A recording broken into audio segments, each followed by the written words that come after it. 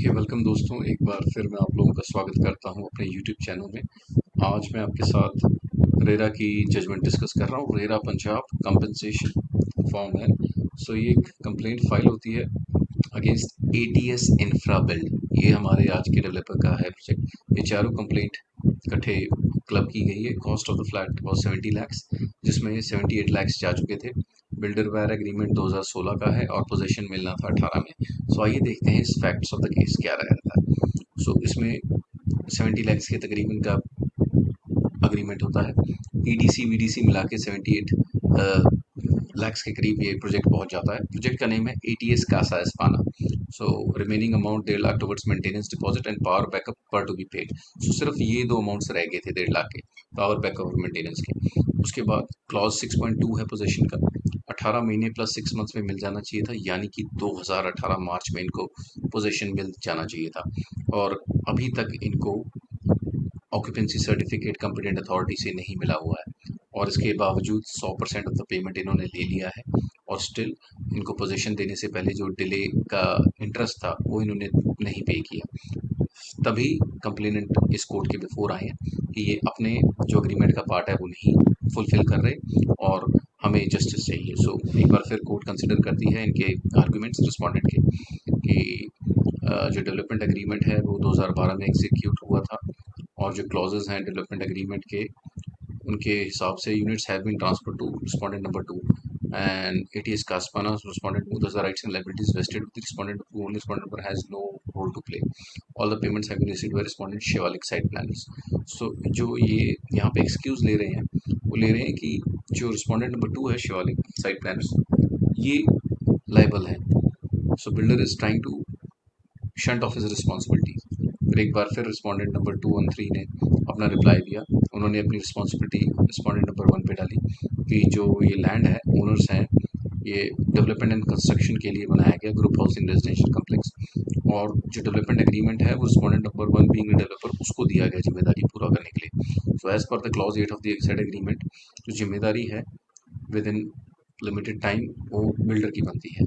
48 months from the date of sanction of the building plans. इन्होंने कहा कि हमारा जो पोजीशन है वो 48 मंथ्स है, नॉट दी अदरवाइज जिसमें 18 प्लस 6 मंथ्स आपने ऊपर पढ़ा।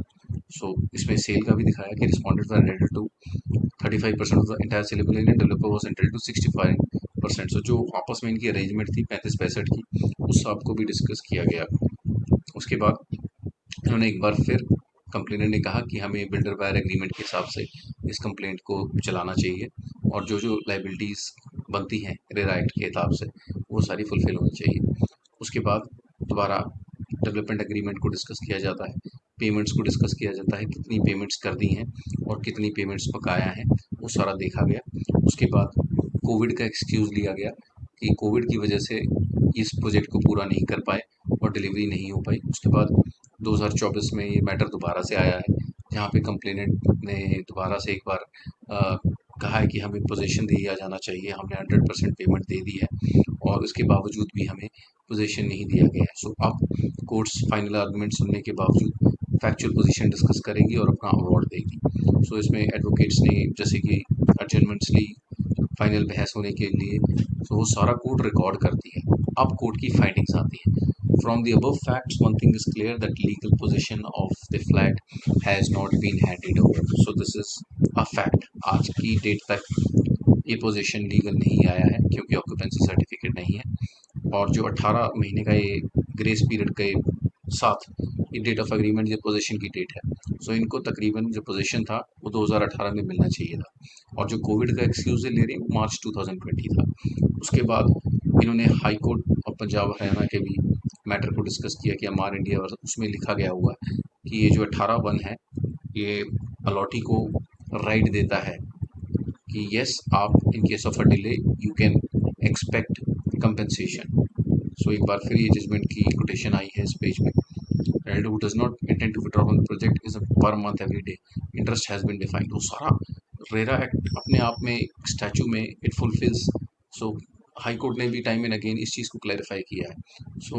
Buyer agreement and development agreement between them the complaint terms and conditions this agreements bind them all. Court ने खुद कहा कि आपके इंटर से जो अग्रीमेंट्स हैं रिस्पोंडेंट नंबर 1, 2, 3 के और जो कंप्लेनेंट के रिस्पोंडेंट नंबर के साथ है, तो ये अपने आप में सारे बाइंड करेंगे। आप ये नहीं कह सकते कि जिम्मेदारी उसकी है, रिस्पोंडेंट नंबर 2 की है, 3 की है। So all of them are liable. Thus it is established on record that respondents failed to deliver legal possession। फिर कोर्ट ने अपने उसमें 18 सेक्शन 1 में कंप्लायंस की कि इनको मंथली डिले तो देना ही पड़ेगा। और it is noted development agreement was signed on 2012 between respondent number 1 on one hand being developer, respondent number 2 to 4 on the other hand being land owners. So दो कैटेगराइजेशन है, एक डेवलपर्स था, एक लैंड ओनर्स थे। इनकी आपस में जो भी अरेंजमेंट है, बट कंप्लेनेंट को टाइमली पोजेशन चाहिए था। उसके बाद कोर्ट डिस्कस करती है कि जो रिस्पोंडेंट नंबर 2 है, flat allotted to see the amount towards sale consideration of flats, और अमाउंट सभी ने लिया है। जो फ्लैट के हैं अमाउंट्स, वो रिस्पोंडेंट नंबर 2 to 4 ने इन्होंने लिया हुआ है। सो ये एक अपने आप में एक कंडक्ट है। Respondent number 2, 4 have not denied the receipt of this payments in their reply. आप देखेंगे उन्होंने रिप्लाई में उन्होंने डिनाई भी नहीं किया है कि हमने इसकी पेमेंट ली है। सो अब वो डेवलपमेंट एग्रीमेंट की डिस्कस करते हैं, grant of development rights consideration.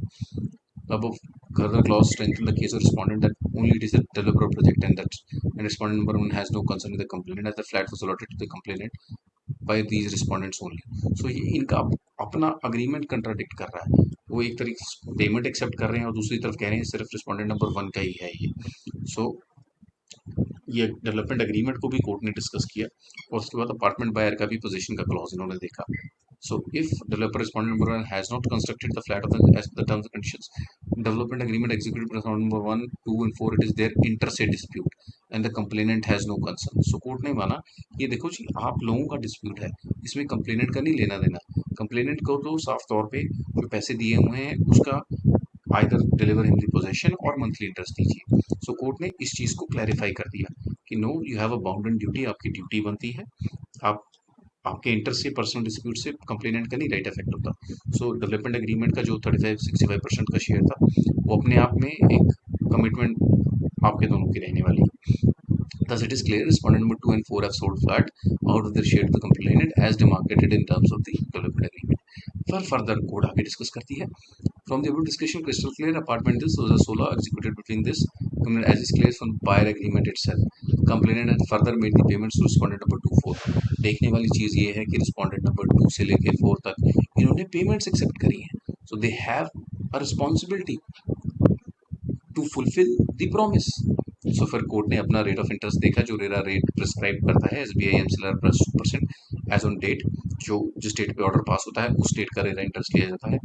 और कोर्ट फिर फाइनली सारे रिस्पोंडेंट्स को लाइबल मानती है इसके लिए। Therefore respondent number 2 to 4 shall further pay interest at the prevailing rate applicable at the time of the delivery। above terms remaining 3 complaints respondent are directed to pay interest to the complainant। जितना 2018 से इनका interest बनता है as per the rate of interest and payment period mentioned at para 33 and 44। So court ने finally complainant के favour में इसको decide किया और कहा कि यस आपको इंटरेस्ट देना पड़ेगा।